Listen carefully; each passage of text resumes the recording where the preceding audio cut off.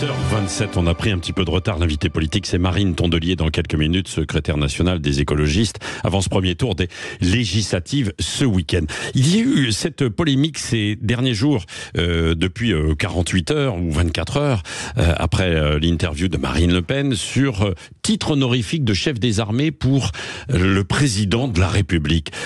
Jean-Baptiste Noé, vous êtes avec nous.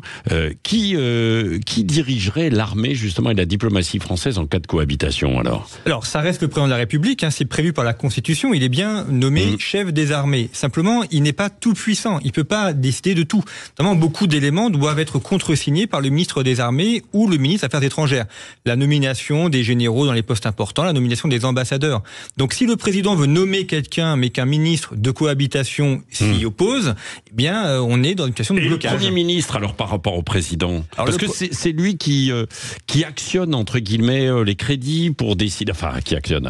Après, c'est l'Assemblée, ça se joue à l'Assemblée. Exactement, il va décider des crédits. Il est également responsable de la défense nationale, c'est prévu aussi par la Constitution. Et puis, article 20, il est dit que le gouvernement conduit la politique de la nation. Donc, c'est à la fois l'intérieur, mais aussi l'extérieur. Le Premier ministre peut très bien assister à des sommets internationaux en accompagnant le président de la République. Mais en fait, c'est le fruit du compromis dont je vous parlais sur la naissance de la Ve République.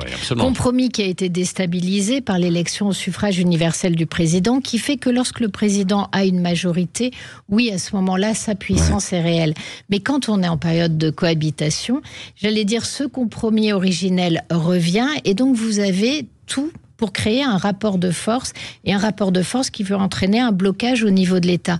Pourquoi est-ce qu'on n'a jamais connu ça ? Parce que pour le coup, avant, notre société n'était pas divisée à ce point, et dans le rapport international, finalement, il y avait une unité entre le Premier ministre et le président, même en période de cohabitation. Aujourd'hui, tout ça est terminé, et donc ça va être extrêmement tendu, et là, on le voit déjà. Pourquoi est-ce qu'il se positionne comme ça, notre jeune ami Bardella ?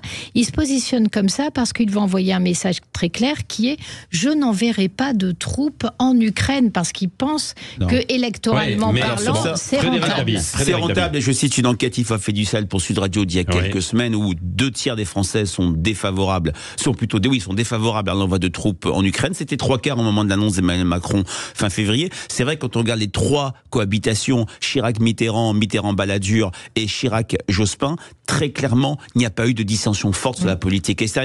On se souvient de Birzeit et ce qu'avait dit Jospin sur le Hezbollah comme organisation terroriste. Il y a eu quelques anicroches parce qu'il y avait des vrais points de cohérence entre le RN et Emmanuel Macron. Par contre, il y a des fractures très très importantes. Et donc les Français, dans un contexte, on l'a vu dans nos enquêtes.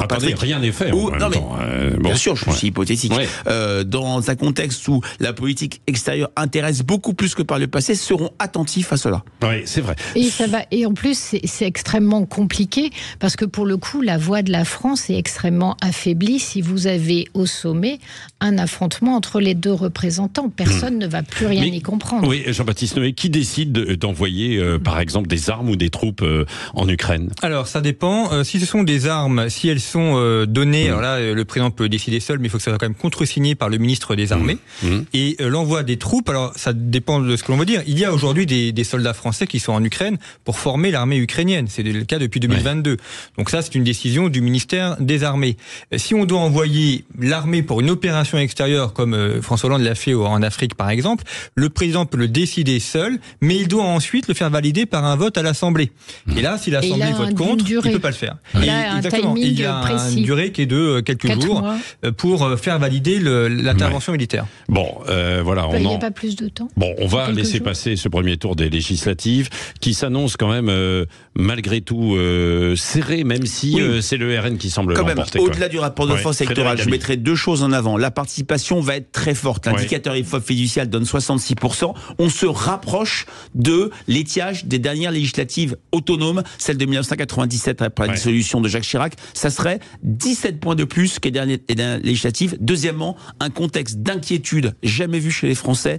On pose depuis les années 80 un indicateur d'optimisme pour l'avenir. 83% de pessimisme. Ça ne s'est jamais vu dans l'histoire des enquêtes IFOP Fiducial et des enquêtes IFOP Ouest France. Merci beaucoup Frédéric Dabi. Marine Tondelier, secrétaire nationale des écologistes, invitée de Jean-Jacques Bourdin dans un instant. Vous pouvez continuer de réagir aussi au 0826 300 300 tout à l'heure à 9h.